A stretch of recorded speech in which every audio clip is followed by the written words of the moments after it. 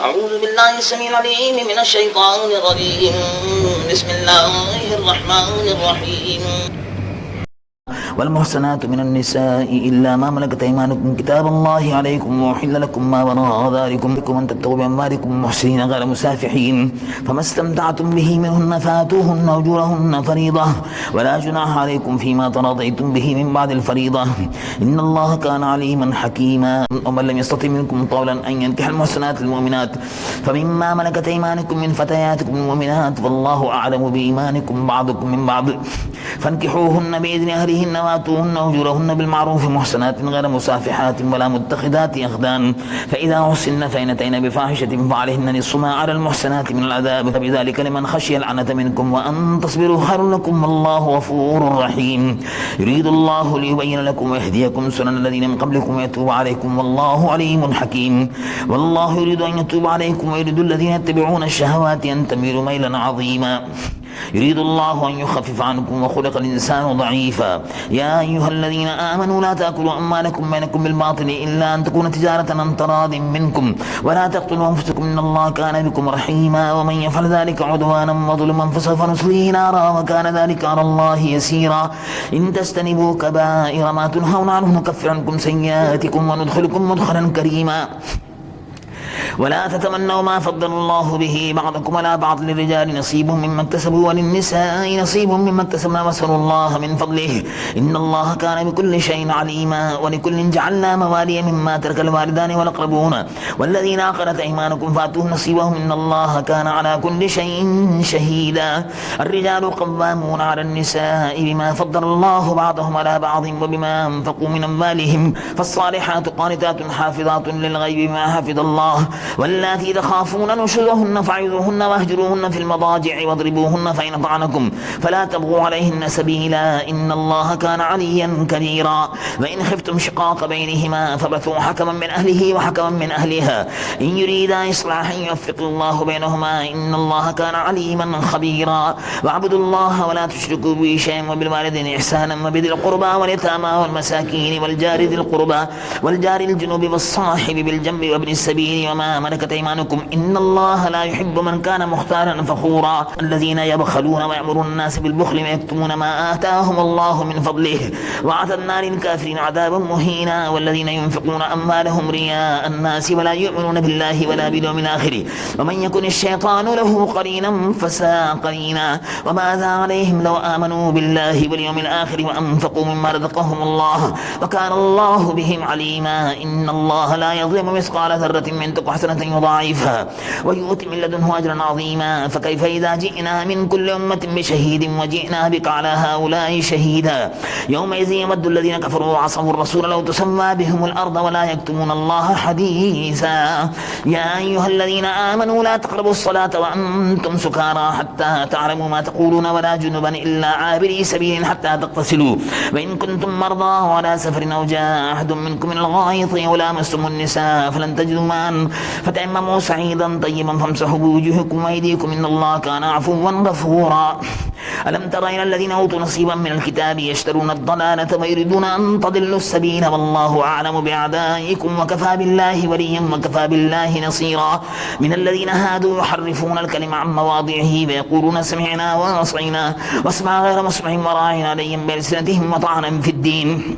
ولو أنهم قالوا سمعنا وأطعنا واسمع وانظرنا لكان خيرا لهم وأقوما ولكن لعنهم الله بكفرهم فلا يؤمنون إلا قليلا. يا أيها الذين أوتوا الكتاب آمنوا بما نزلنا مصدقا لما معكم من قبل أن نطمس وجوها فنردها على أدبارها أو نلعنهم كما لعنا أصحاب السبت وكان أمر الله مفعولا. إن الله لا يغفر أن يشرك به ويغفر ما دون ذلك لمن يشاء ومن يشرك بالله فقد افترى اسما عظيما. ألم تر إلى الذين يزكون أنفسهم بل الله يزكي من يشاء ولا يظلمون فتيلا. انظر كيف يفترون على الله الكذب وكفى به إثما مبينا. ألم تر إلى الذين أوتوا نصيبا من الكتاب يؤمنون بالجبت والطاغوت ويقولون الذين كفروا هؤلاء يهدى من الذين آمنوا سبيلا. أولئك الذين لعنهم الله ومن يلعن الله فلن تجد له نصيرا أم لهم نصيب من الملك فإذا لا يؤتون الناس نقيرا أم يحسدون الناس على ما آتاهم الله من فضله فقد آتينا آل إبراهيم الكتاب والحكمة وآتيناهم ملكا عظيما فمنهم من آمن به ومنهم من صد عنه وكفى به جهنم سعيرا إن الذين كفروا بآياتنا سوف نصليهم نارا كلما نضجت جلودهم بدلناهم جلودا غيرها ليذوقوا العذاب إن الله كان عزيزا حكيما والذين آمنوا وعملوا الصالحات سندخلهم جنات تجري من تحتها الأنهار خالدين فيها أبدا لهم فيها أزواج مطهرة وندخلهم ظلا ظليلا إن الله يأمركم أن تؤدوا الأمانات إلى أهلها وإذا حكمتم بين الناس أن تحكموا بالعدل إن الله نعم ما يعدكم به إن الله كان سميعا بصيرا يا أيها الذين آمنوا أطيعوا الله وأطيعوا الرسول وأولي الأمر منكم فإن تنازعتم في شيء فردوه إلى الله ورسوله إن كنتم تؤمنون بالله واليوم الآخر ذلك خير وأحسن تأويلا ألم تر إلى الذين يزعمون أنهم آمنوا بما أنزل إليك وما أنزل من قبلك يريدون أن يتحاكموا إلى الطاغوت فقد أمروا أن يكفروا به ويريد الشيطان أن يضلهم ضلالا بعيدا وإذا قيل لهم تعالوا إلى ما أنزل الله وإلى الرسول رأيت المنافقين يصدون عنك صدودا فكيف إذا أصابتهم مصيبة بما قدمت أيديهم ثم جاءوك يحلفون بالله إن أردنا إلا إحسانا وتوفيقا أولئك الذين يعلم الله ما في قلوبهم فاعرض عنهم وعظهم وقل لهم في أنفسهم قولا بليغا وما أرسلنا من رسول إلا ليطاع بإذن الله ولو أنهم إذ ظلموا أنفسهم جاءوك فاستغفروا الله واستغفر لهم الرسول لوجدوا الله توابا رحيما فلا وربك لا يؤمنون حتى يحكموك فيما شجر بينهم ثم لا يجدوا في أنفسهم حرجا مما قضيت ويسلموا تسليما ولو أنا كتبنا عليهم أن اقتلوا أنفسكم ويخرجوا من دياركم ما فعلوه إلا قليل منهم ولو أنهم فعلوا ما يوعظون به لكان خيرا لهم وأشد تثبيتا وإذا لآتيناهم من لدنا أجرا عظيما ولهديناهم صراطا مستقيما ومن يطع الله والرسول فأولئك مع الذين أنعم الله عليهم من النبيين والصديقين والشهداء والصالحين وحسن أولئك رفيقا ذلك الفضل من الله وكفى بالله عليما يا أيها الذين آمنوا خذوا حذركم فانفروا ثبات وانفروا جميعا وإن منكم لمن لا يبطئن فإن أصابتكم مصيبة قال قد أنعم الله علي إذ لم أكن معهم شهيدا ولئن أصابكم فضل من الله لا يقولن كأن لم تكن بينك وبينهم مودة يا ليتني كنت معهم فأفوز فوزا عظيما فليقاتل في سبيل الله الذين يشرون الحياة الدنيا بالآخرة ومن يقاتل في سبيل الله فيقتل أو يغلب فسوف نؤتيه أجرا عظيما وما لكم لا تقاتلون في سبيل الله والمستضعفين من الرجال والنساء والبلدان الذين يقولون ربنا أخرجنا من هذه القرية الظالم أهلها واجعل لنا من لدنك وليا واجعل لنا من لدنك نصيرا الذين آمنوا يقاتلون في سبيل الله والذين كفروا يقاتلون في سبيل الطاغوت فقاتلوا أولياء الشيطان إن كيد الشيطان كان ضعيفا ألم تر إلى الذين قيل لهم كفوا أيديكم وأقيموا الصلاة وآتوا الزكاة فلما كتب عليهم القتال إذا فريق منهم يخشون الناس كخشية الله وأشد خشية وقالوا ربنا لما كتبت علينا القتال لولا أخرتنا إلى أجل قريب قل متاع الدنيا قليل والآخرة خير لمن اتقى ولا تظلمون فتيلا أينما تكونوا يدرككم الموت ولو كنتم في بروج مشيدة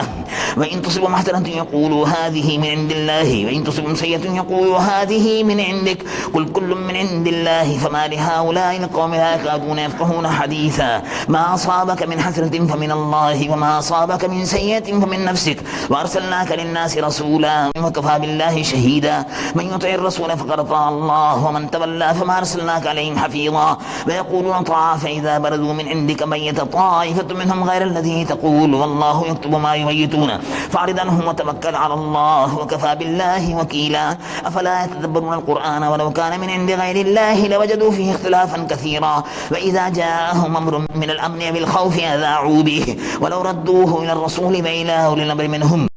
لعلمه الذين يستنبطونه منهم ولولا فضل الله عليكم ورحمته لاتبعتم الشيطان إلا قليلا فقاتل في سبيل الله لا تكلف إلا نفسك وحرض المؤمنين أسأل الله أن يكف بأس الذين كفروا والله أشد بأسا وأشد تنكيلا من يشفع شفاعة حسنة يكن له نصيب منها ومن يشفع شفاعة سيئة يكن له كفل منها وكان الله على كل شيء مقيتا وإذا حييتم بتحية فحيوا بأحسن منها وردوها إن الله كان على كل شيء حسيبا. الله لا إله إلا هو لا يجمعنكم إلى يوم القيامة لا ريب فيه ومن أصدق من الله حديثا. فما لكم في المنافقين فئتين والله أركسهم بما كسبوا أتريدون أن تهدوا من أضل الله ومن يضلل الله فلن تجد له سبيلا. ودوا لو تكفرون كما كفروا فتكونون سواء فلا تتخذوا منهم أولياء حتى يهاجروا في سبيل الله فإن تولوا فخذوهم واقتلوهم حيث وجدتموهم ولا تتخذوا منهم وليا ولا نصيرا إلا الذين يصلون إلى قوم بينكم وبينهم ميثاق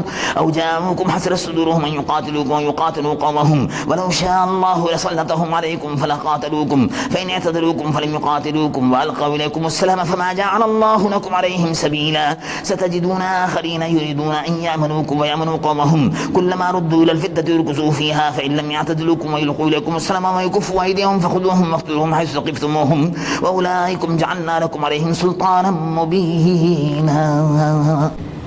وما كان لمؤمن أن يقتل مؤمنا إلا خطأ ومن قتل مؤمنا خطأ فتحرير رقبة مؤمنة ودية مسلمة إلى أهله إلا أن يصدقوا فإن كان من قوم عدو لكم وهو مؤمن فتحرير رقبة مؤمنة وإن كان من قوم بينكم وبينهم ميثاق فدية مسلمة إلى أهله وتحرير رقبة مؤمنة فمن لم يجد فصيام شهرين متتابعين توبة من الله وكان الله عليما حكيما. ومن يقتل مؤمنا متعمدا فجزاؤه جهنم خالدا فيها وغضب الله عليه ولعنه وعد له عذابا عظيما. يا أيها الذين آمنوا إذا ضربتم في سبيل الله فتبينوا ولا تقولوا لمن ألقى إليكم السلام لست مؤمنا تبتغون عرض الحياة الدنيا فعند الله مغانم كثيرة كذلك كنتم من قبل فمن الله عليكم فتبينوا إن الله كان بما تعملون خبيرا. لا يستوي القاعدون من المؤمنين غير أولي الضرر والمجاهدون في سبيل الله بأموالهم وأنفسهم فضل الله المجاهدين بأموالهم وأنفسهم على القاعدين درجة وكلا وعد الله الحسنى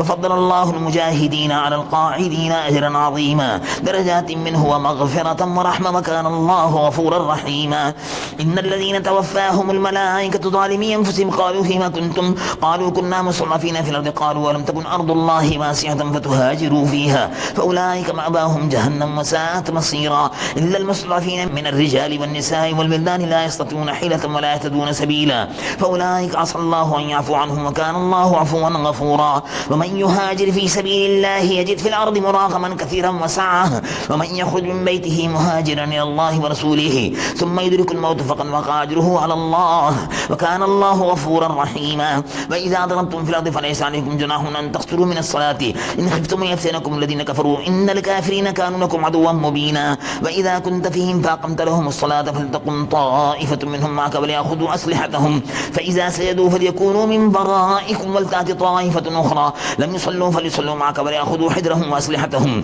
ود الذين كفروا لا تغفرون عن أسلحتكم وأمتعتكم فيميلون عليكم ميلة واحدة ولا جناح عليكم إن كان بكم أذى من مطر أو كنتم مرضى أن تضعوا أسلحتكم وخذوا حذركم إن الله أعد للكافرين عذابا مهينا. فإذا قضيتم الصلاة فاذكروا الله قياما وقعودا وعلى جنوبكم فإذا اطمأننتم فأقيموا الصلاة إن الصلاة كانت على المؤمنين كتابا موقوتا. ولا تهنوا في ابتغاء لقوم تكونوا تعلمون فإنهم يعلمون كما تعلمون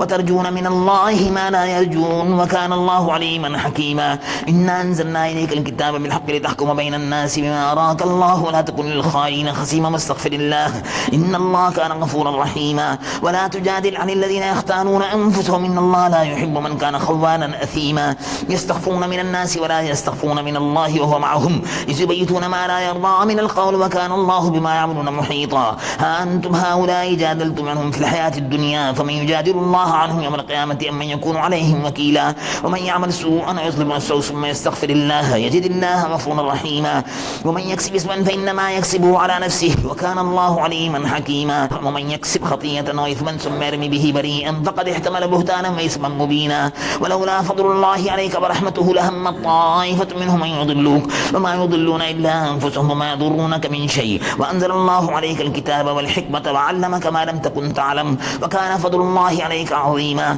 لا خير في كثير من نجواهم إلا من أمر بصدقة أو معروف وإصلاح بين الناس ومن يفعل ذلك ابتغاء مرضات الله فسوف نؤتيه أجرا عظيما ومن يشاقق الرسول من بعد ما تبين له الهدى ويتبع غير سبيل المؤمنين نوله ما تولى ونصله جهنم وساءت مصيرا إن الله لا يغفر أن يشرك به ويغفر ما دون ذلك لمن يشاء ومن يشرك بالله فقد ضل ضلالا بعيدا إن يدعون من دونه إلا إناثا وإن يدعون إلا شيطانا مريدا لعنه الله وقال لا تتخذن من عبادك نصيبا مفروضا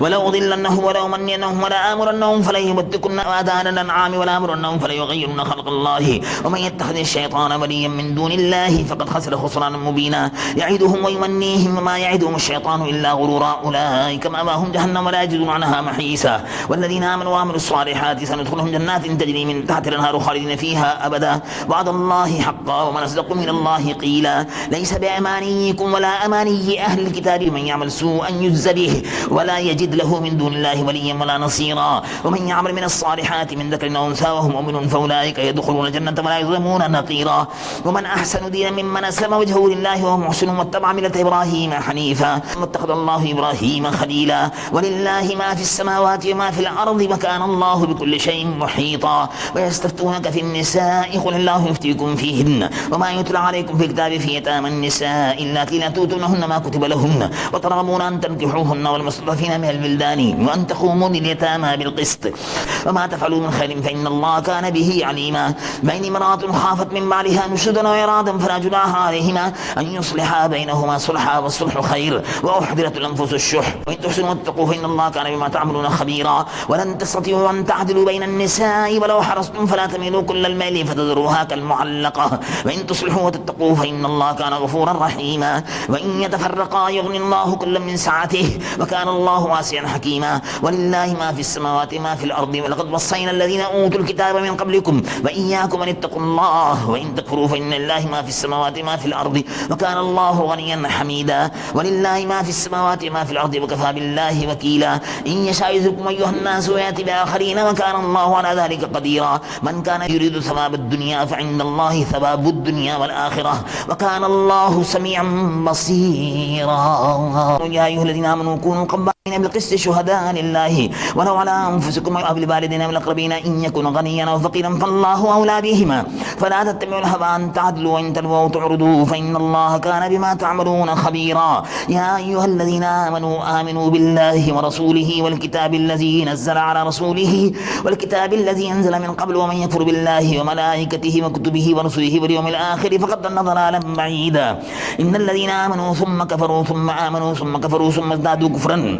لم يكن الله ليغفر لهم ولا ليهديهم سبيلا بشر المنافقين بأن لهم عذابا أليما الذين يتخذون الكافرين أولياء من دون المؤمنين أيبتغون عندهم العزة فإن العزة لله جميعا وقد نزل عليكم في الكتاب أن إذا سمعتم آيات الله يكفر بها ويستهزأ بها فلا تقعدوا معهم حتى يخوضوا في حديث غيره إنكم إذا مثلهم إن الله جامع المنافقين والكافرين في جهنم جميعا الذين يتربصون بكم فإن كان لكم فتح من الله قالوا ولم نكن معكم وإن كان للكافرين نصيب قالوا ولن نستحفظ عليكم ونمنعكم من المؤمنين فالله يحكم بينكم يوم القيامة ولن يجعل الله للكافرين على المؤمنين سبيلا